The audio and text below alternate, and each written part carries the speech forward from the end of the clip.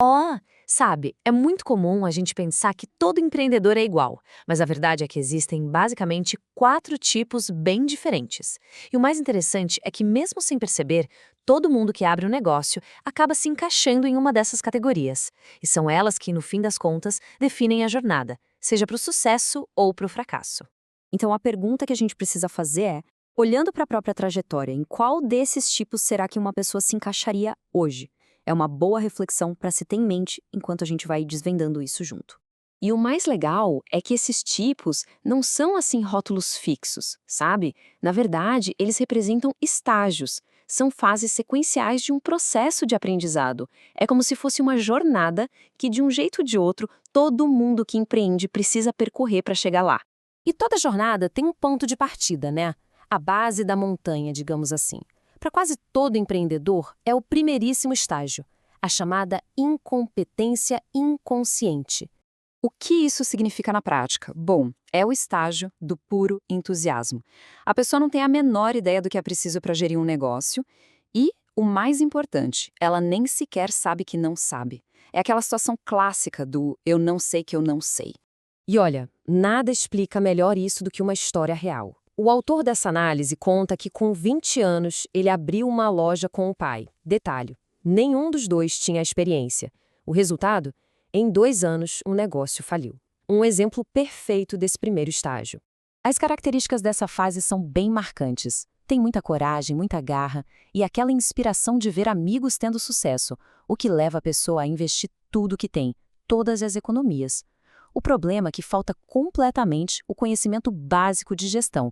E o pior, a pessoa nem tem consciência do que está faltando. Aí vem o primeiro baque, a primeira falha, e geralmente é aí que o empreendedor avança. E isso nos joga direto para o segundo estágio, que é um passo, olha, doloroso, mas absolutamente crucial, a incompetência consciente.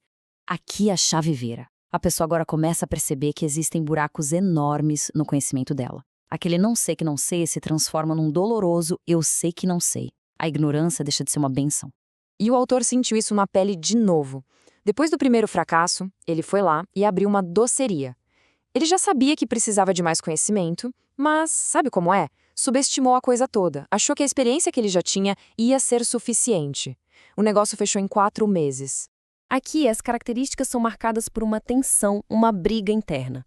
Já existe alguma experiência, tem muita energia e ambição, a pessoa sabe que faltam algumas habilidades, mas mesmo assim ela vai em frente sem buscar um conhecimento mais formal, admitindo, pelo menos para si mesma, que é incompetente em certas áreas. Então, o pulo do gato, a grande virada entre os 2 primeiros estágios, é exatamente essa, a consciência. A pessoa para de achar que está pronta e passa a perceber que falta algo. É o despertar para a realidade da própria limitação. Ok, depois de quebrar a cara e reconhecer as próprias falhas, chega o grande ponto de virada da jornada.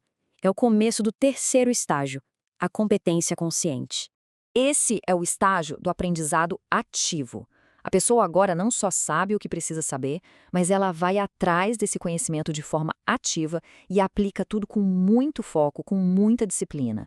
É aqui que as habilidades são desenvolvidas de propósito, de forma consciente. E esse exemplo é brilhante para mostrar a mudança de mentalidade. O autor, depois de 2 falências, sacou que precisava parar de chutar e começar a aprender de verdade. E aí ele tomou uma decisão super estratégica. Entrou no mundo corporativo como vendedor para poder aprender, num ambiente já estruturado, habilidades essenciais como negociação e gestão de clientes. E o caminho para essa competência é bem prático. Envolve ler livros, fazer cursos, buscar experiências que ensinem de verdade, como um cargo em vendas, por exemplo, aprender a fazer um plano de negócios e, o mais importante de tudo, aplicar o que se aprende de novo e de novo conscientemente. E, finalmente, a gente chega no topo da montanha, no ápice da jornada de quem empreende. O quarto e último estágio, a competência inconsciente. Pensa num atleta profissional de alta performance ou no músico virtuoso. A habilidade se torna tão parte da pessoa que ela executa tudo de forma intuitiva, quase sem esforço. No mundo dos negócios, é quando a gestão vira literalmente uma segunda natureza. E qual a prova de que isso funciona? Como CEO, o autor pegou uma empresa que faturava menos de 100 milhões de dólares e levou para mais de 500 milhões. Isso não acontece por acaso, de jeito nenhum. Acontece quando se atinge esse nível de maestria. Nesse nível, o empreendedor tem uma visão estratégica completa, 360 graus. Novos projetos de sucesso surgem quase que no automático. E muitas vezes eles nem conseguem explicar a lógica por trás das ideias. É pura intuição. É o estágio de gigantes como Steve Jobs e Bill Gates. É o estágio de criar riqueza e negócios que duram. Certo. Agora que a gente entendeu os 4 estágios, a pergunta de $1 milhão é: como é que se acelera essa jornada? Como é que se chega no topo mais rápido? E a mensagem principal é esta aqui: não tem atalho, não dá para pular do primeiro para o 4º estágio. O caminho é esse. A grande questão é que a velocidade com que se percorre esse caminho, essa sim é totalmente variável e está sob o controle de cada um. Esse resumo visual mostra a jornada toda como uma escalada mesmo, saindo lá da base da ignorância, passando pela dor da consciência e pelo esforço do aprendizado, até finalmente atingir o pico da maestria intuitiva. Então, para acelerar essa subida, os pontos são bem claros.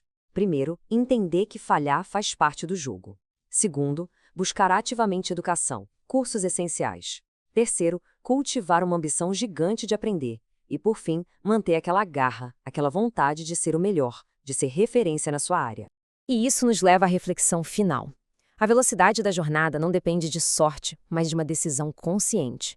Portanto, a pergunta que fica no ar é: qual é o tamanho da ambição de cada um para acelerar o próprio aprendizado?